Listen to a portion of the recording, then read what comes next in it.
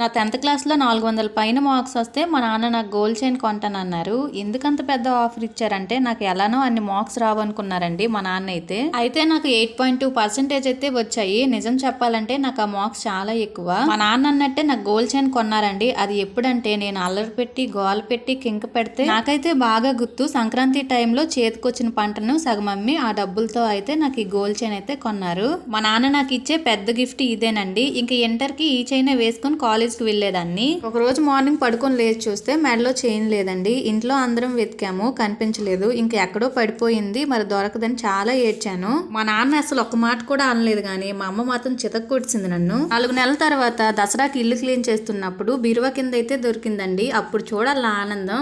అమ్మా నాన్న ఎంతో కష్టపడి ప్రేమతో కొన్నారు కదా, అందుకే ఎప్పుడో పోయింది అనుకున్నది మళ్ళీ ఇప్పుడు దొరికిందని చెప్పి అప్పటి నుండి ఈ చైన్ ని చాలా జాగ్రత్తగా దాచుకుంటున్నాను.